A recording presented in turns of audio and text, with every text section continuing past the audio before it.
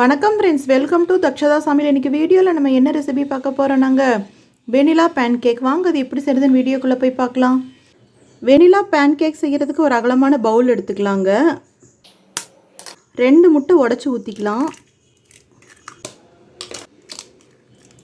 பாருங்கள், 2 முட்டை உடச்சி ஊற்றிட்டோம். இப்போ நல்லா பீட் பண்ணிக்கலாம். இந்த பேன்கேக் செய்கிறதுக்கு பிளெண்டர் எதுவும் வேண்டாங்க, இப்படி கையிலேயே நம்ம பீட் பண்ணாலே போதும். பாருங்கள், நல்லா பீட் பண்ணி எடுத்துட்டோம். அதில் 2 ஸ்பூன் குக்கிங் ஆயில் ஊற்றிக்கலாங்க. தண்ணி 1 ஸ்பூன், வெனிலா எசன்ஸ் 2 டீஸ்பூன், தயிர் 2 ஸ்பூன். எல்லாத்தையும் நல்லா பீட் பண்ணிக்கலாங்க. நல்லா கட்டி இல்லாமல் நுர வர்ற வரைக்கும். பாருங்கள், நல்லா பீட் பண்ணிவிட்டு நுர வர்ற வரைக்கும், கட்டி எதுவும் இல்லைங்க.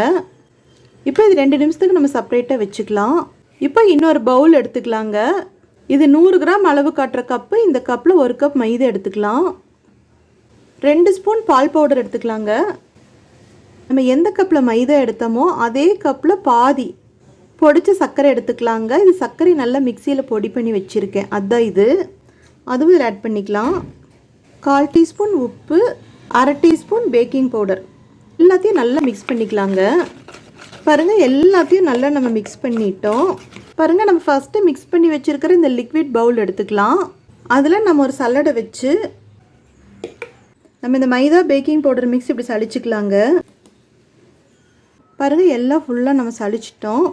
இப்போ இதை நம்ம மிக்ஸ் பண்ணிக்கலாம்.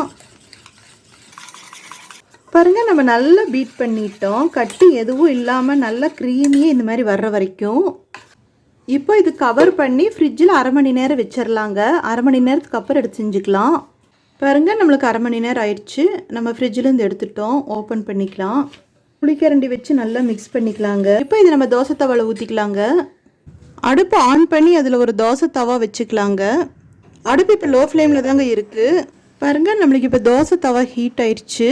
நல்லா மிக்ஸ் பண்ணி விட்டு ஒரு கரண்டி மட்டும் எடுத்துக்கலாங்க. சென்டரில் விட்டுக்கலாம். ஒரு காயின் பரோட்டா சைஸ்க்கு, பெருசாக விட்டுறக்கூடாதுங்க, அவ்வளோதான்.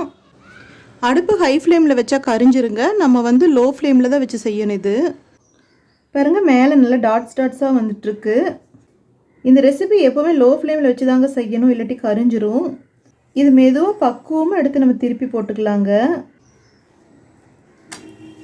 பாருங்கள், பேக் சைடு சீக்கிரமாகவே பேக் ஆயிரும். இப்போ நம்ம இந்த ஸ்டேஜில் எடுத்துடலாங்க. நம்ம செகண்ட் டைம் ஊற்றும் போது நல்லா மிக்ஸ் பண்ணி விட்டுக்கலாங்க இது மாவு. திருப்பி போட்டால் நம்ம 1/2 நிமிஷத்துலேயே எடுத்துடணுங்க. பாருங்கள், இப்படி தான் இருக்குது பேக் சைடு. பாருங்கள், பேன் கேக் எல்லாமே நம்ம தோசை தவாவில் பேக் பண்ணி எடுத்துட்டோம். இப்போ இது நம்ம கொஞ்சம் ஆல்ட்ரு பண்ணிக்கலாங்க. மேலே ஐசிங் சுகர் இந்த மாதிரி நம்ம ஸ்ப்ரெட் பண்ணிக்கலாங்க. 2 ஸ்பூன் தேன் எடுத்துக்கலாம்.